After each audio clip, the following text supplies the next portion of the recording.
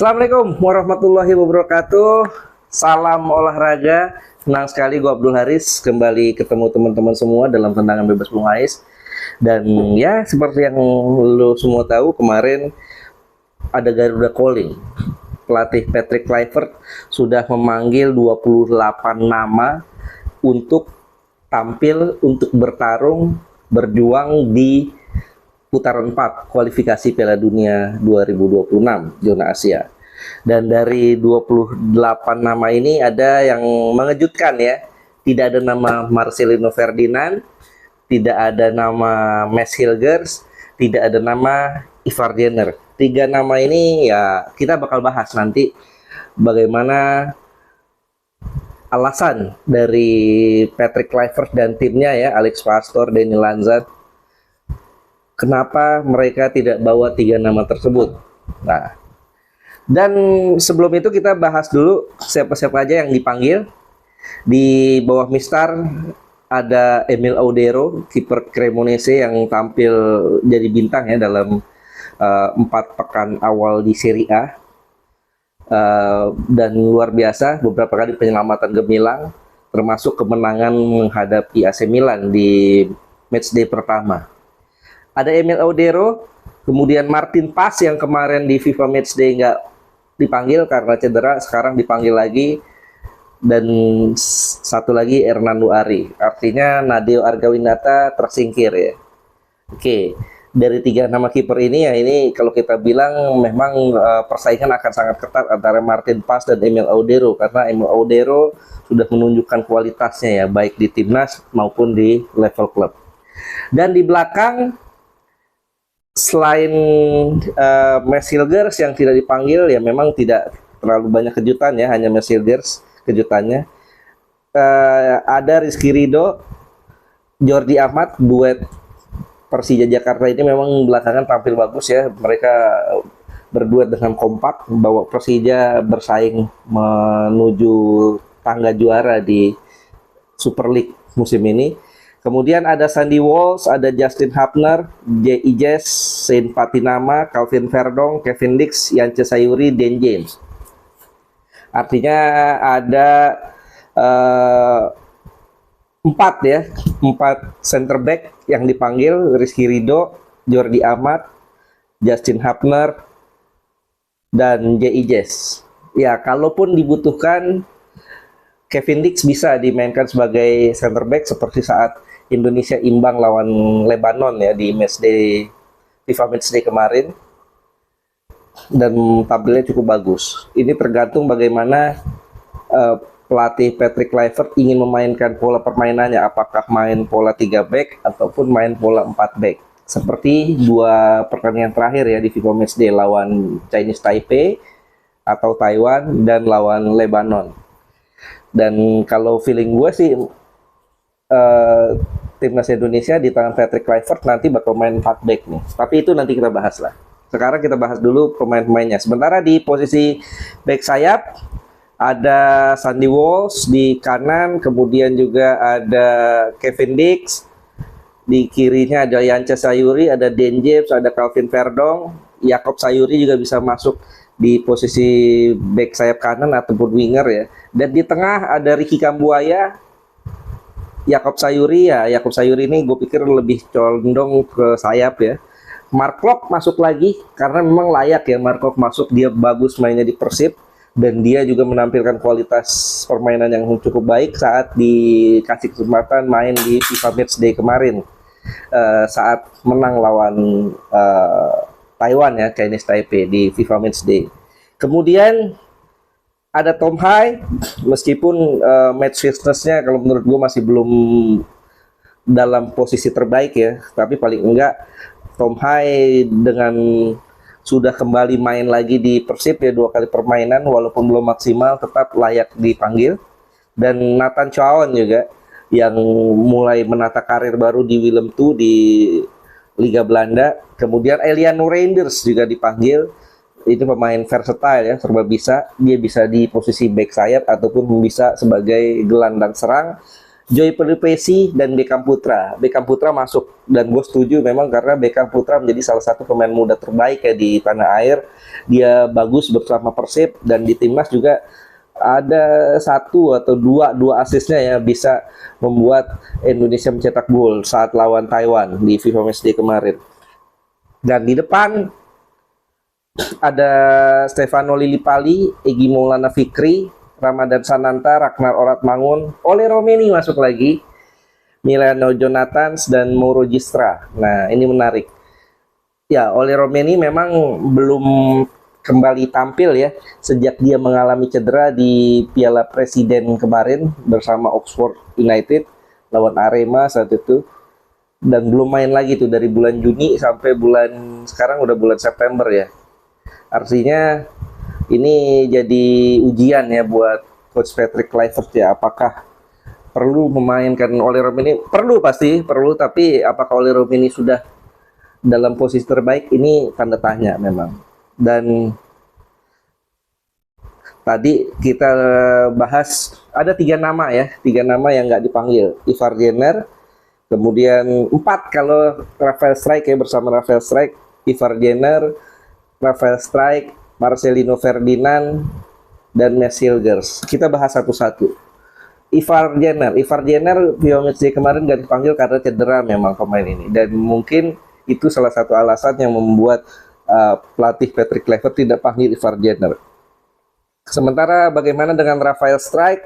Rafael Strijk ini memang di beberapa bulan terakhir performanya menurun drastis ya. Ini yang membuat, jangankan di timnas, di level Dewa United saja dia jarang dapat kesempatan utama ya, jarang starter, sehingga ya wajar kalau menurut gue Rafael Strijk ini tidak bisa dipanggil oleh pelatih Patrick Kluivert dan timnya. Kemudian Mads Hilgers dan Marcelino Ferdinand ini cukup menarik karena Marcelino ini adalah pemain yang mencetak 2 gol saat terakhir Indonesia lawan Saudi Arabia di Jakarta. Di putaran 3 kemarin ya, Indonesia menang 2-0. Dan itu kemenangan terakhir, pertemuan terakhir. Tapi kenapa nggak dibawa ya? Gue pikir karena Marcelino ini tidak dalam kondisi kompetitif ya. Karena beberapa kali dia di musim ini dia belum pernah tampil di sebuah kompetisi. Bersama Oxford dia tidak pernah masuk di tim utama di musim ini. Kemudian juga saat pindah ke AS Trenčín juga dia belum main sampai sekarang, sehingga ya wajar kalau menurut gue pelatih Patrick Kluivert tidak memanggil dia. Ya ini memang agak beda dengan Sintayong ya. Kalau Sintayong pemain itu main atau tidak di klub, dia tetap panggil karena dia unsur kepercayaan pada individu-individu pemain. Tapi pelatih Patrick Kluivert beda, ini tipikal pelatih-pelatih Eropa. Dia ingin pemain yang betul-betul siap secara fitness, secara performa juga, sentuhan juga, sehingga dia panggil pemain-pemain yang memang selalu reguler di klubnya. Dan itu alasan mungkin kenapa Marcelino Ferdinand nggak dipanggil, Mads Hilgers nggak dipanggil. Mads Hilgers pemain bagus, nggak ada yang menyangsikan, tapi sayangnya musim ini dia nggak main, belum pernah main bersama FC20. Dia dalam kondisi yang bisa dikatakan dalam tanda kutip dipasung ya, karena alasan kontraknya tersisa 1 tahun. FC20 ingin dia perpanjang kontrak, tapi Mads lebih pilih pindah. Tapi sayangnya belum ada klub yang betul-betul menyodorkan kontrak kepadanya untuk pindah, sehingga sampai sekarang Mads Hilgers masih di FC20 dan dia masih belum tanda tangan kontrak. Dan sayangnya klubnya juga tidak akan memainkan dia kalau dia tidak taken kontrak baru. Ini memang menjadi sebuah dilema yang sangat-sangat menyulitkan untuk Mads Hilgers, sehingga dia tidak bisa main dan dia tidak dipanggil ke tim nasional Indonesia ya. Oke. Tapi apa dampaknya tanpa Mads Hilgers, tanpa Rafael Strijk, tanpa Ivar Jenner, tanpa Marcelino Ferdinand? Kalau menurut gue ya opsi pilihannya aja sih yang berkurang ya tanpa keempat pemain ini. Tapi dampak yang lainnya menurut gue tidak terlalu banyak ya. Mungkin yang sangat kehilangan kita adalah Marcelino Ferdinand, karena dia pemain yang kadang-kadang bisa jadi pembeda di timnas, di dalam sebuah tim. Tapi ya memang dengan kondisi Marcelino Ferdinand yang tidak dalam top perform, gue pikir wajar ya. Gue setuju keputusan tegas pelatih Patrick Kluivert untuk tidak memanggil dia. Dan banyak pemain-pemain lain yang bisa menggantikan perannya ya di timnas. Ada Egy Maulana Fikri, ada Beckham Putra juga, ada Miliano Jonathans juga, dan Ragnar juga sudah balik ya. Eliano Reinders juga bisa main di posisi itu kalau seandainya dia main di attacking midfielder, dan juga Ricky Kambuaya juga dalam posisi terbaiknya ya bersama timnas dan juga bersama klub, sehingga wajar kalau menurut gue Marcelino nggak dipanggil karena banyak pemain-pemain yang lain yang dalam performa terbaik melebihi Marcelino Ferdinand di posisi sebagai seorang gelandang ataupun sebagai winger, sehingga ya ini merupakan sebuah keputusan yang memang mengagetkan, mengejutkan, tapi menurut gue sebuah keputusan yang sangat-sangat wajar. Sangat-sangat profesional dari seorang pelatih Patrick Kluivert dan timnya ya, Alex Pastoor dan Denny Lanzat.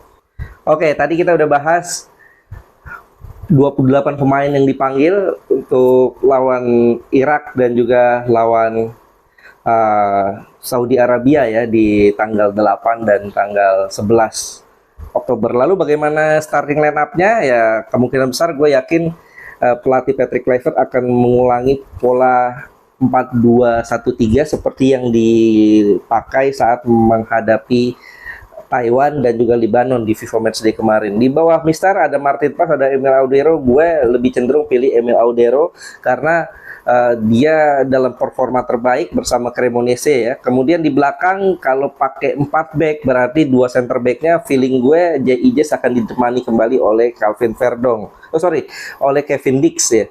Kevin Dix main bagus saat bersama J.I.J di pertandingan lawan Lebanon, dan dia memang bisa di posisi itu. Kalau seandainya J.I.J diduetkan oleh Kevin Dix berarti di bek kanan gue cenderung pilih Jakob Sayuri. Dia selalu dimainkan di 2 FIFA Matchday kemarin. Di sebelah kiri feeling gue Dan James yang akan dimainkan ya. Kenapa Dan James? Karena Calvin Verdongnya akan didorong sebagai gelandang bertahan berduet dengan Joy Pelupesi. Kenapa Calvin Verdong dimainkan di sana? Dia main bagus kemarin lawan Lebanon, dan alasan lainnya adalah karena Tom Hai tidak dalam performa terbaik ya, sehingga dibutuhkan pemain yang lebih bagus yang bisa memainkan peran itu. Calvin Verdong yang menjadi orangnya, dan dia bisa menutup ya, artinya dia bisa selain sebagai kreator di tengah, sebagai breaker di tengah, dia juga bisa menutup posisi Dan James di sebelah kiri. Artinya di sebelah kiri ini bisa double cover untuk mengantisipasi permainan sayap dari Arab Saudi ataupun Irak. Sementara Tom Hai bisa menjadi pembeda nanti di babak kedua karena fisiknya tidak terlalu prima belakangan ini ya. Dan di tengah ya, tadi Calvin Verdong sudah berduet dengan Joy Pelupesi. Di depannya gue cenderung pilih antara 2 nama, Ricky Kambuaya ataupun Eliano Reinders. Tapi gue pilih Ricky Kambuaya karena dia lebih bertenaga, dia visi permainannya sangat bagus, dan juga beberapa kali mengundang tackle-tackle tim lawan ya. Kita dapat penalti lawan China di round 3 juga karena Ricky Kambuaya. Dan di depan kalau seandainya Oli Romeni main ya, mudah-mudahan main ya, gue pilih Oli Romeni sebagai target man. Sementara di kanan bisa Miliano Jonathans, dia main bagus ya di 2 pertandingan FIFA Matchday.